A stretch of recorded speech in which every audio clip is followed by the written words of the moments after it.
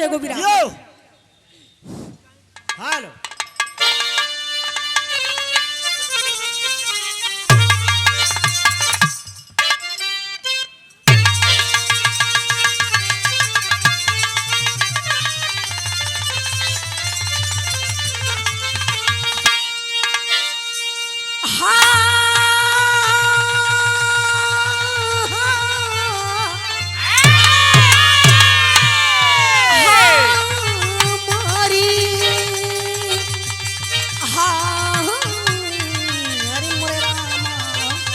भैया ये ऊपर वाला बढ़ाइए, सामने वाला।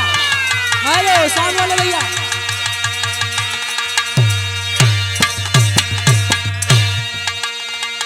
हेलो साउंड वाले भैया, ये थोड़ा ऊपर वाला बढ़ाइए, हारमोनियम से ऊपर होना चाहिए इसकी आवाज। आवा 4 लाइन भूमिका इस कहना है।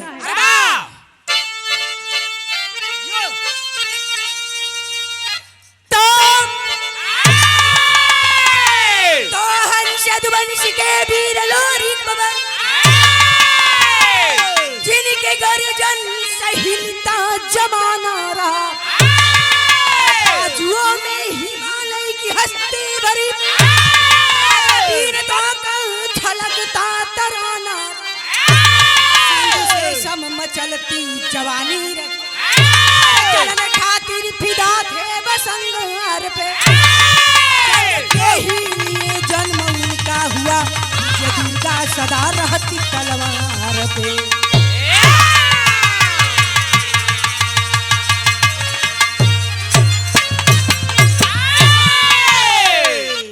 हंस यदुवंश के वीर लोरिक बबर जिनके गर्जन सहिलता जमाना रहा, बाजुओं में हिमालय की हस्ती भरी वीरता का छलकता तराना रहा, सिंधु से सम चलती जवानी रही, चलने खातिर फिदा थे बस अंगार पे, जंग के ही लिए जन्म उनका हुआ, दुर्गा सदा रहती तलवार पे। बड़ा ही सुंदर एक लाइन गजल का भाव कहना है, कैसे?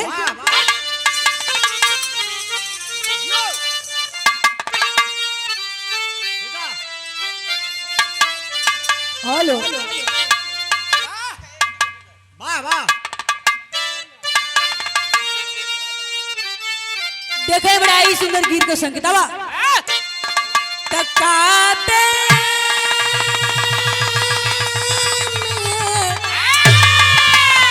अरे तकाबे में, अरे तकाबे में तेरी जलवा, काशी में नजारा,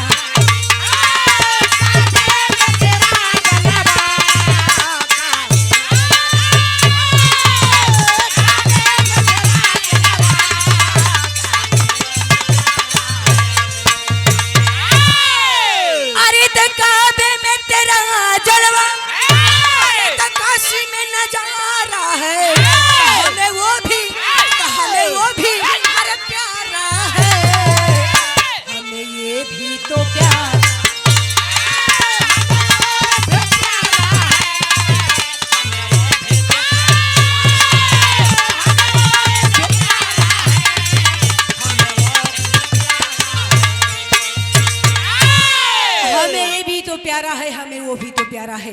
लेकिन कभी जी भाव कितना सुंदर लिखा था उनका, अरे इतिहास,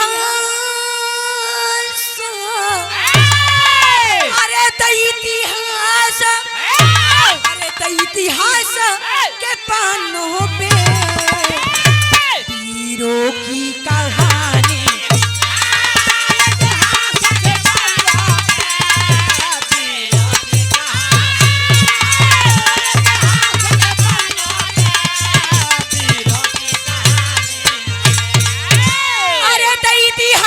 के पन्नों पे अरे वीरों की कहानी है, दुबंशी के हंसी पे सच्ची रवानी,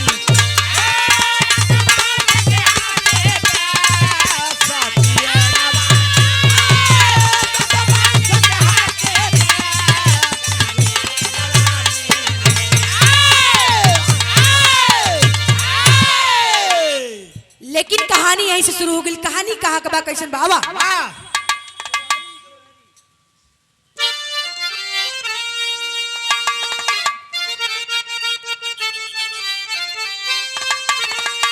अरे सहते हैं नहीं बहादुर,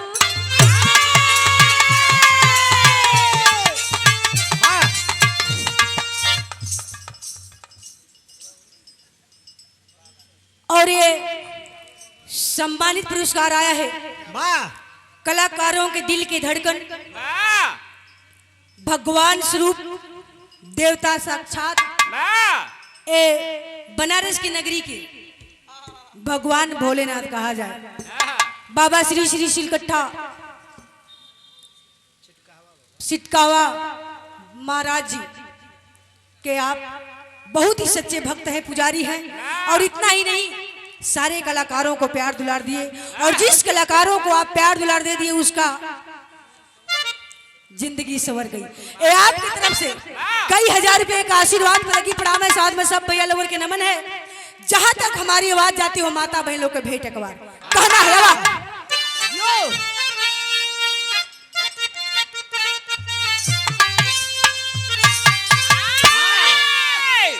सहते हैं नहीं बहादुर,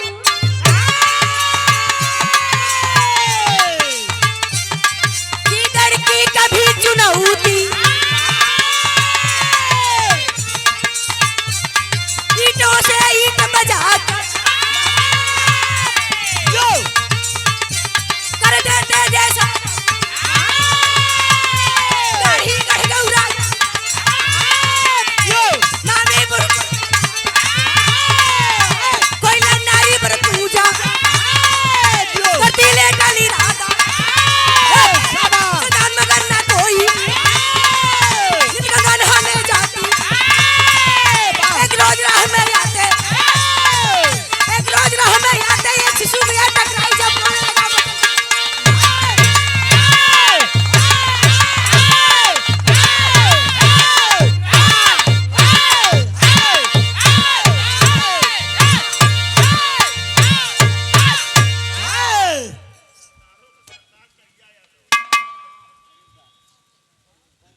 और सम्मानित पुरस्कार आया है सरदारों के सरदार उर्फ करिया यादव। अरे वाह। ये आपकी तरफ से 500 रुपए का आशीर्वाद लगी प्रणाम है, साथ में सब भैया लोगों का नमन है। वाह जियो। सहते हैं नहीं बहादुर, गिदड़ की कभी चुनौती, ईंटों से ईंट बजाकर कर देती देश बटौती। ये कहानी अपने यही उत्तर प्रदेश जौना जिला का नाम बा बलिया, वही बलिया के रहे वाला बड़ा ही नामी दादा रहलन। समय से शादी हो गई, पत्नी घरे आइल बानी, पूजा पाठ करत हई। और जब पूजा पाठ करत हई बाबू, धन दौलत सोना चांदी रुपया पैसा चेत बा, लेकिन भगवान को बेटा बेटी ना देहलन। और जब ना देलन बाबू, और जोनी पहर जोनी, धीरे धीरे जुग बीत गई। और जब सबकर ताना मेहना सुनत सुनत बेचैन हो गई नी, तो एक दिन जान गवावे खातिर तैयार हो गई। जैसे ही जान गवावे जाती बाबू, वैसे ही गंगा माई प्रगट होके एगो बात कहनी। एक लाइन गीत बदल दिल मास्टर।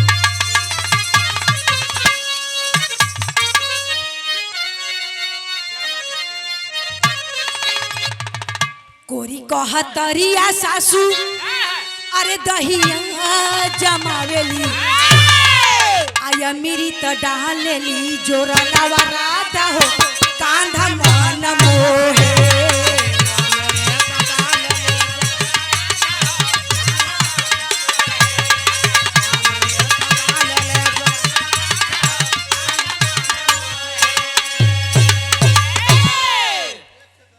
कोरी कहतरिया सासू दहिया जमावेली, आया मेरी तो डालेली जोरा नवराता हो मनवा मन मोहे।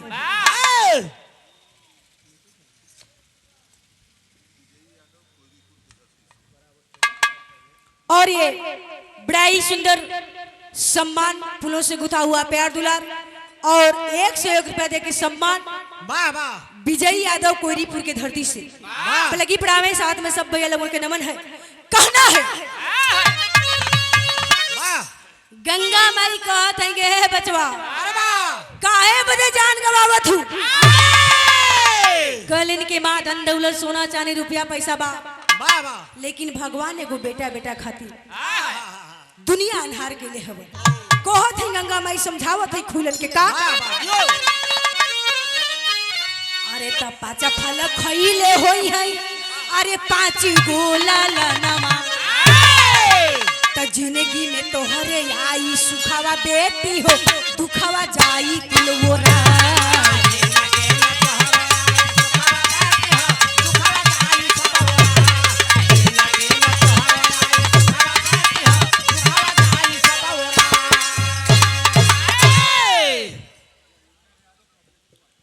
और ये सम्मानित पुरस्कार आया है बड़े भाई जहेंद्र यादव फतेहपुर की धरती से ये आपकी तरफ से 100 रुपये का आशीर्वाद पे लगी प्रणाम है साथ में सब भैया लोगों के नमन है। ए बाबू कहत है कि 5 गो फल खा भगवान तो के सुंदर 5 गो बेटा दी है खुलन खुशी में हो के घरे फल के लेके चलल है मंद मंद मुस्कात है और जैसे ही मंद मंद मुस्का के घरे आवत है बाबू बीच में देखा एगो ब्राह्मण की बिटिया मिलती है हर एक रोज प्रसाद खाने की आदत लगी रहती है आवाज लगाती है कि माँ अरे माँ क्या आज प्रसाद नहीं मिलेगा आय है बाबू खुलन के दिमाग से बिसर गया 5 गो फलवा में से 1 गो फल उठा के वो ब्राह्मण के बिटिया को दे देती है आय है बाबू एज के धर्म डूब गई और जब धर्म डूबल बाबू तो गीत बदल गई कहना है क्या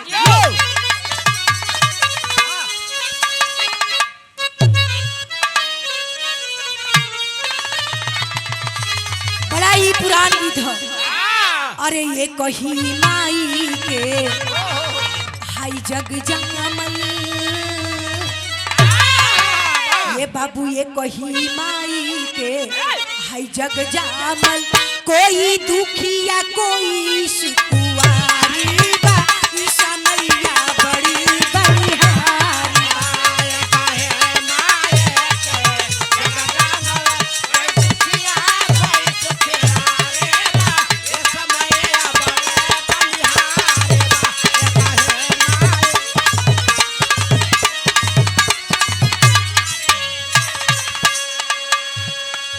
लेकिन कहना है ये फूल बिना कर से कोई ये फूल बिना कर से कोई फेंकत जंगल झाड़ी बा ई समैया बड़ी बलिहारी बा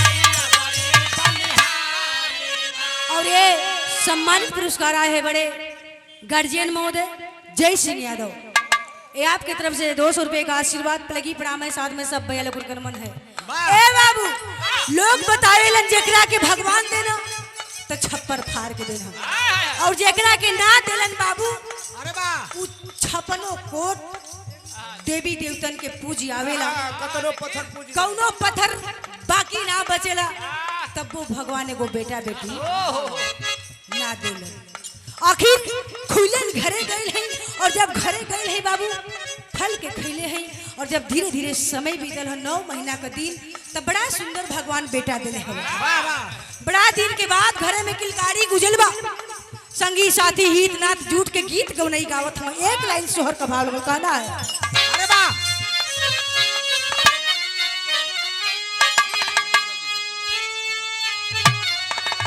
अरे त कहावा से आवेला पियरिया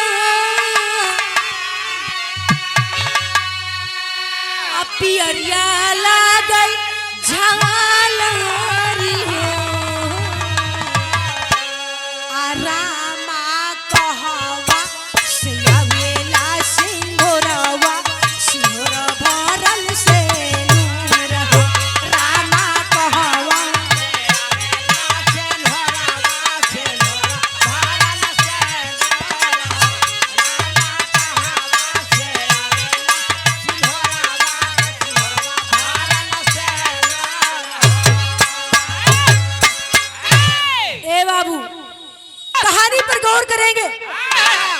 भगवान बेटा दिले वही समय बड़ा कम्बा समझा देते संगी साथी हित नाथ झूठ के सोहर गौलन और जब घरे चले के भयल तो लोग नेक जोग मांगे लगलन कहलन की माँ बड़ा दिन के बाद भगवान बेटा दिले हवन हमहन ऐसे ही ना जाल जी ए बाबू कोई धन दौलत मांगत बा कोई सोना चांदी मांगत बा कोई महल अटारी मांगत है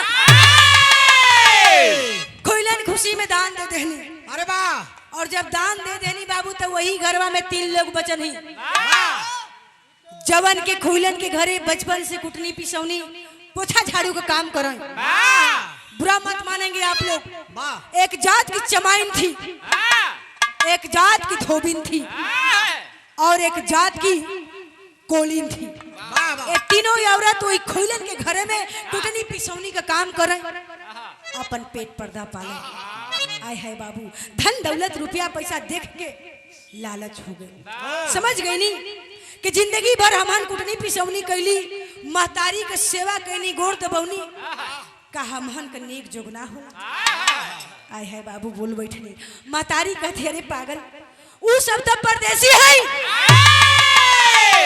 तो नहन के यही घर में रहे के बा आज नहीं तो कल ले लिहा फिलहाल में 5 गो फल वही फलवे पे गौर करे के है बिरहा में पूरे बिरहा में 5 गो फल में से 1 गो ब्राह्मण की बिटिया खाती है दूसरा फल खोइलन खाती है 3 गो फल बचा है वो तीनों फल खोइलन एक चमाइन को एक कोलिन को और एक धोबिन को प्रसाद में दे देती है तो आखिर होता क्या है कहना तेरी में भाव लगा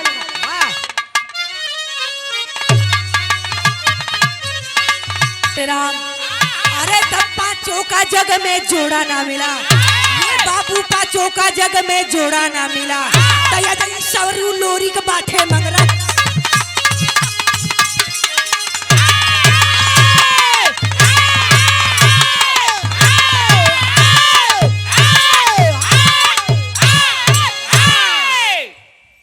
का जग में जोड़ा ना मिला 5 गो फल खैले ही 5 गो पेटा पहलवान भइल हवन कहानी लास्ट में समझे बदे की मिली बड़ा ही पुरान गीत लगल का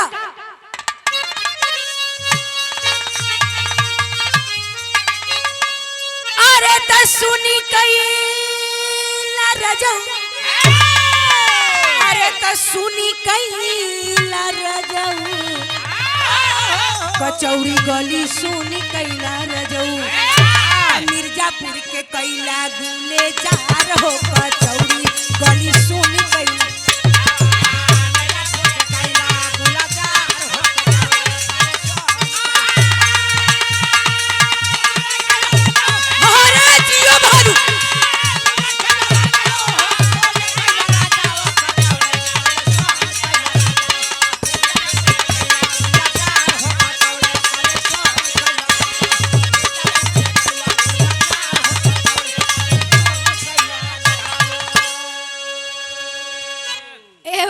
गीत रहल बेटवा पैदा भइल हवन बढ़त हवन खेलत हवन आज के जमाने में स्कूल कॉलेज है वो जमाने में स्कूल कॉलेज ना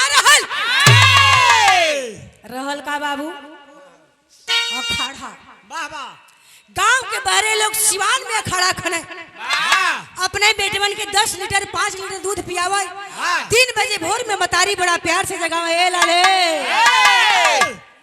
उठा प्यार से गरम कर ले दूध पीला बचवा जा सिवान में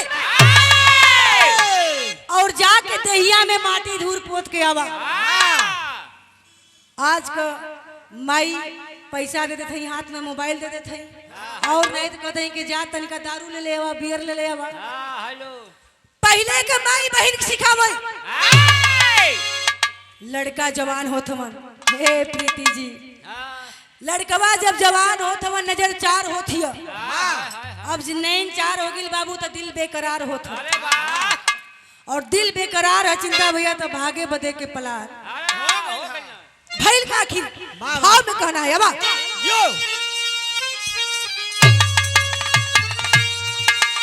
अरे तो प्रीतना ही छूट अरे बाबू प्रीतना ही छूट तनन हवा के प्रीत नाही छूटल तब भला ही लगेला जग के तीत हो की तनन हवा के प्रीत नहीं छूटल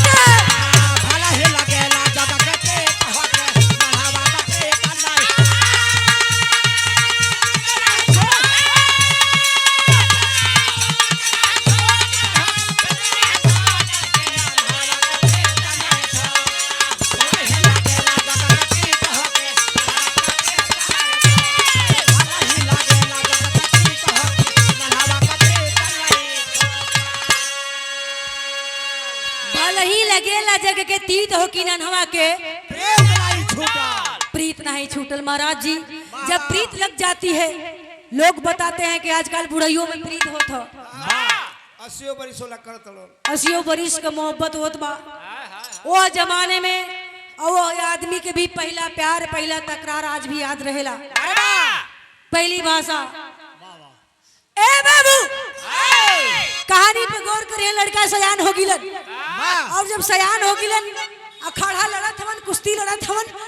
बगल में गांव बा, गांव के सयान जवान जवान लड़की है। यही कविता जी ने वर अब लइकन का नैन चार हो गई। जब नैन चार हो गई तो लेके भागत हवन। तो कहाँ गइल? हरदी नगर। और जब हरदी नगर में गइलन तो वो नहू से खूबसूरत एगो और लड़की देखना यही प्रीति जी ने। तो अब कविता के भुलाए के प्रीति पर दीवाना हो गया। तब भइल का आवा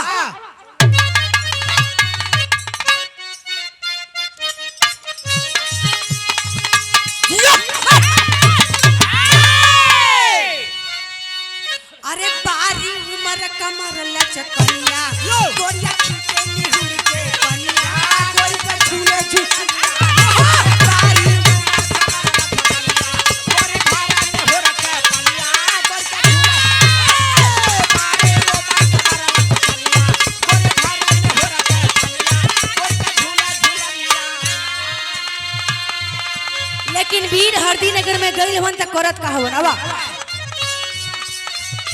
लड़काई पीर लोरी के जमनी से नजारिया रे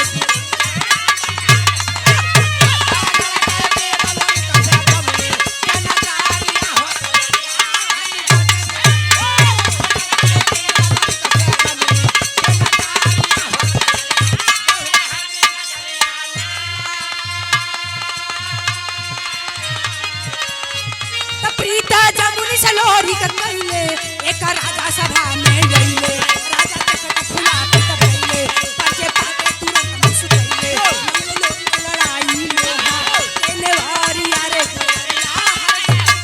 या रे बलन का कमले कनादारी ना हो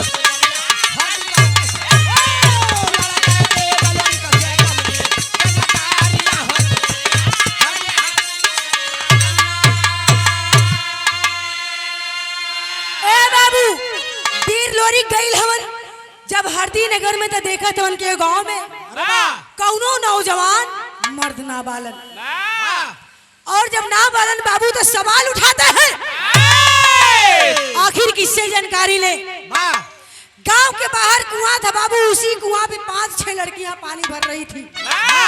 वीर लोरिक समझ जाते हैं कि बेगर लड़ाई के कुछ पता नहीं चलने वाला।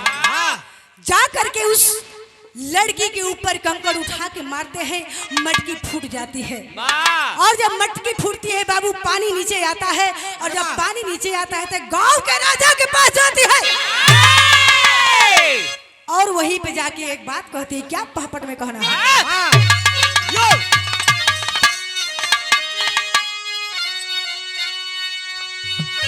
ए बाबू जब कहा थी के बाबू राजा साहेब कौनो गांव का परदेसी मनाई आइल बा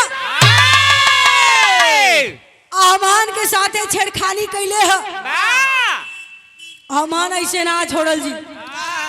राजा साहेब अपने गांव को हरदी नगर का बड़ा मशहूर राजा रहा। गांव में जिस तरीके से आप लोग गौर करेंगे बैठे हैं उसी तरह से गांव में पंचायत बैठक बोलती थी। उसी में लड़के को बुलाया गया।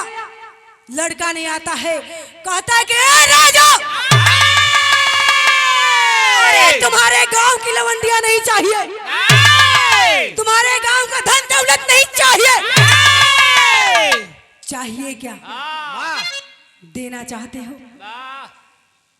तो हमें हमारा पेट भरने के लिए एक छोटा सा नौकरी दे दो। हे राजा, और नौकरी वही देना जो कि आपके जिला जवार में कोई जवान काम न किया हो। आए है बाबू। राजा का दरबार बड़ा ही मनचला टाइप का रहा। कॉलेज के राजा साहेब बड़ा एकर जवानी उल्फत हिया। एके वही कमुआ बता दा जाई साला गर्दन में काट लिया से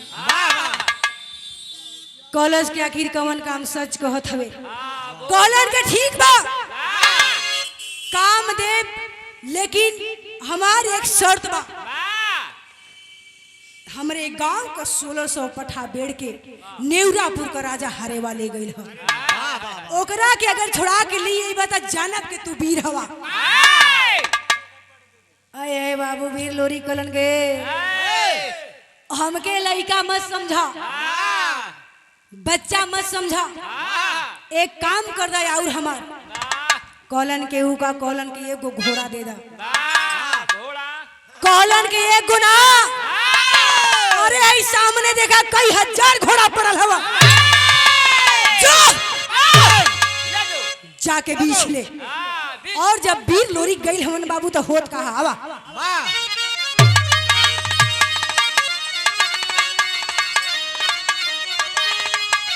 अरे मंगरा रोवे अरे बिगड़ल मोरी समैया लोरी का भैया अरे मंगरा रोवे अरे बिगड़ल मोरी समैया लोरी का भैया हो तब बिन दाना बिन पानी आई बूढ़ैया लोरी का भैया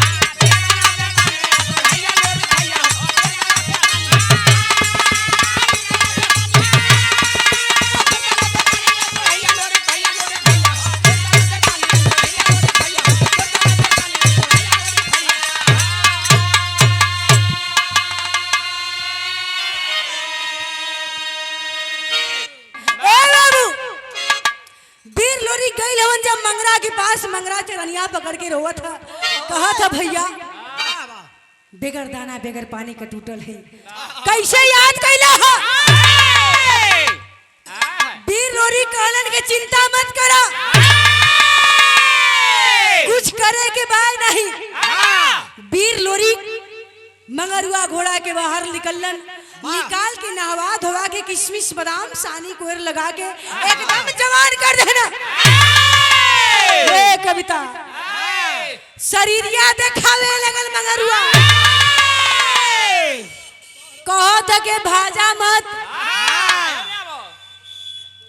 नहीं तोरे जैसन भाजे वालन का चापीला तब पानी छूट जाला मौके का काम होके के चाहिए वीर लोरी मंगरुआ घोड़ा के नहवा धोवा के तैयार के ले हवन मंगरुआ घोड़ा सवाल के लिए इसकी भैया आखिर करे के कहा कॉलन के कुछ करे के ना तोरे गांव में इतना बड़ घटना घटल तो के पता ना है कॉलन के हु का कहत हवन के नेवरापुर का राजा हरेवा तोरे गांव के 1600 पठन के बेड़ ले गई हरदी नगर की राजा महुअर के गर्दनवा पत्ते गवा रख के 1600 पठा बेड़ के लगिल तो के मालूम ना हा मंगरुआ घोड़ा को था कि ओकर इतना मजाल हम रहित भैया बहरवा तक कहित के साला के गर्दनया काट ले ओकर मजाल आज हमके बंद कैले है ऊपर से बदनामी सहत और जब मंगरुआ घोड़ा उड़ान भरले है बीक लोरी की बाबू हरदी नगर से नेवरापुर पहुंचल है त नेवरापुर पहुंचल है त आधा में कहना है का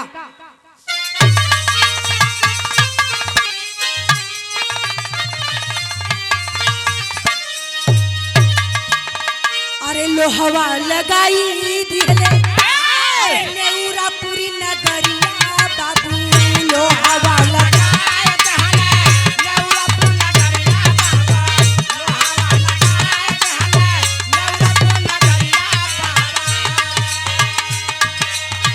खून में नहाए लागल नंगी तलवार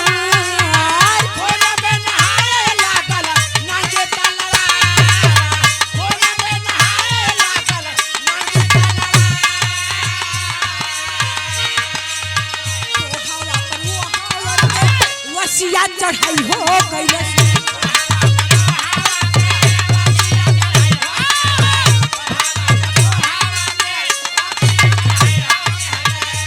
सवारी के जाना केला बनता सवारों के जाना केला बनता सवारों के जाना केला बनता दुर्गा माई बहिला जामई दुनो ओरिया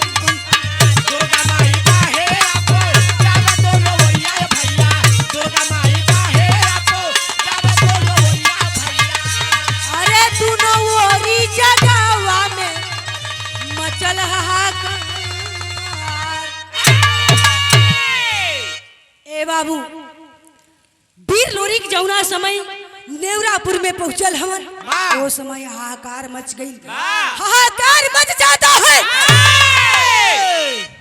नेवरापुर के राजा हरेवा को पता चलता है कि कोई परदेसी लड़का आया है और वो आकर के हमें चुनौती दे रहा है।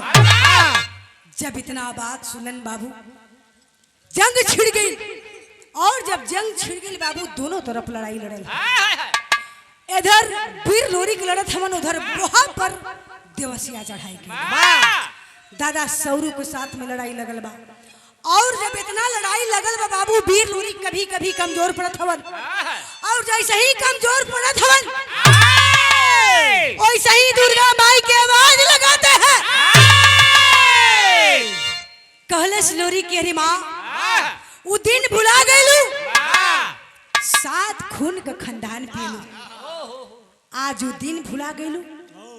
आज तोहरे बेटवा तोहरे सामने अपन गर्दन काट के चढ़ा दही अगर ये लड़ाई जंग ना जीती तो। आए है बाबू मतारी कहती है कि कहना क्या चाहते हो। कॉलन के माँ कभी कभी लगत है कि कमजोर पड़ जाते हैं अरे वाला लगत है कि गर्दन माँ काट नहीं। माई कहनी कि बेटा बहिया दोनों ओरी पुजावत है। आय है बाबू ये दोनों ओर गौर करेंगे दोनों ओर बहिया कहनी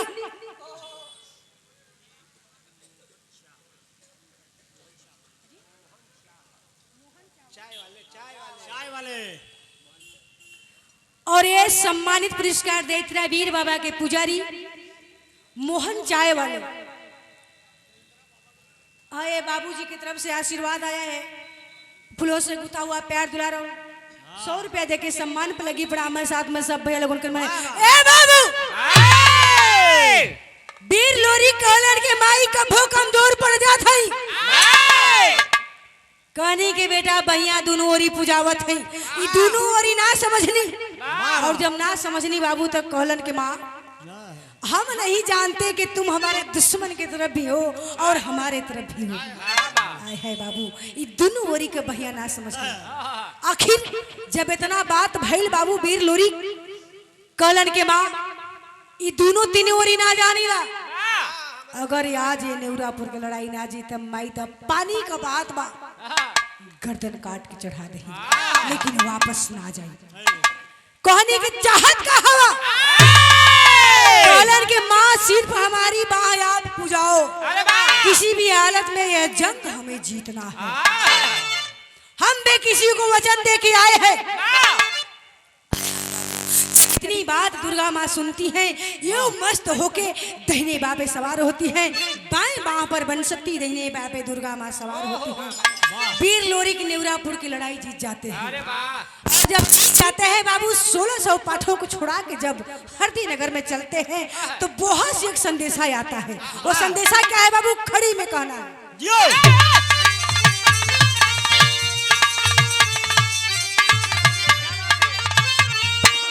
अरे ते खबर मरल कप्पा के अरे साले दिल में पीरावा बन के रोवे बहू रहा लोरी का बीत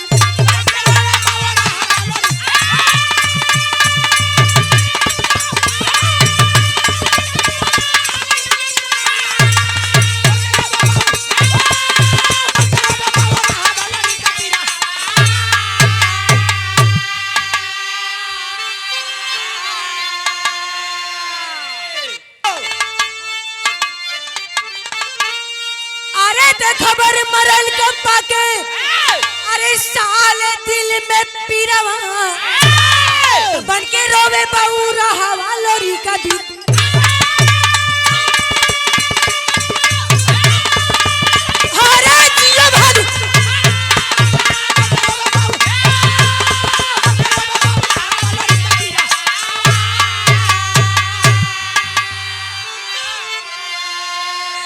खबर मरल कपा के साले दिल में पीरवा बन के रोवे बौरा हवा लोरी कबीरवा गई देवसिया कोल बन गई ले रोड़ा अरे दुनिया में छूट गई ले आज हमार जोड़ा दादा के बिरह में अरे बड़ा सा दिन बीता हुआ वे हीरवा तब बन के रोवे बौरा हवा का धीरा।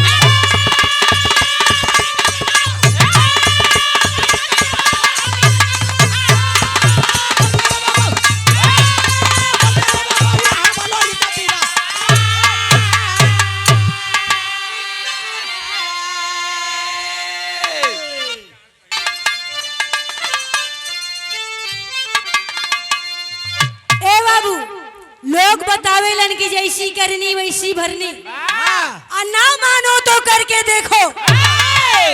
जिसने जिसने किया है यारा उसका जाके घर देखो।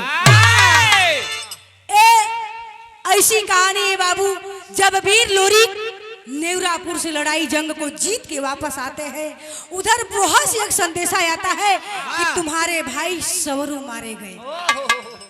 आए है बाबू, जब इतना बात वीर लोरी सुल्लन हो, कोसत हमन जिंदगिया के नहीं तो चनवा के प्यार में पड़ा रही, नहीं तो गौरा छोड़ले रही, और नहीं तो हमरे दादा से नाता टूटल रही। लोग बतावेलन बाबू, आज पछता के का करवा चिड़िया चुग गई। हमारी कहानी यही समाप्त होती है। और 5 को फलवा के जरा गो समझ नहीं जा भइल का। पहला फल खुलन खेले रहनी, बड़ा ही सुंदर लाल देहलन। जौना वीर का गाथा हम सब हमारे बुजुर्ग लोग भी गाते गाते मर जाएंगे, लेकिन कभी खत्म नहीं होगा। दूसरा फल वो चमाइन खाती है, जिसके गर्भ से बड़ा ही महान वीर पैदा हुए, जिनका आज तक जोड़ नहीं मिला, बटवा चमार। ए बाबू, धोबिन फल खैलस, धोबिन के गर्भ से भी वीर पैदा हुए। आज तक कभी वो वीर को जोड़ ना मिलल। अजय ज्ञानी और ये जो कोलिनिया रहल बाबू, आधा फलवा खा के आधा फलवा कागा के रखलस, आधा फलवा से देवसिया पैदा भई रहल, ओकरो कोनो जोड़ नहीं खे। आ जब कागा जब फल लेके चलल बा बाबू, उड़ के गईल हरदी नगर में, वही हरदी नगर में बड़ा ही नामी घोड़ी रहल मंगरी, सिवान में चरत रहल।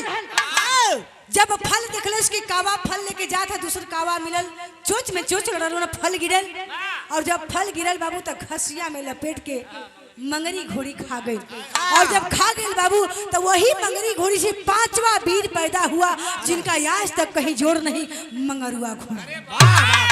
कहानी यही समाप्त होती। कहना है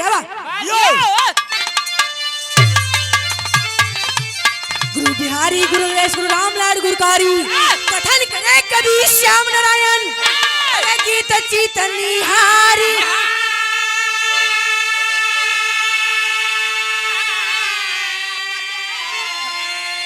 अरे तब 5 का जग में जोड़ा ना मिला, अरे बाबू 5 का जग में जोड़ा ना मिला, तो चिंता सावरी का शारद मासा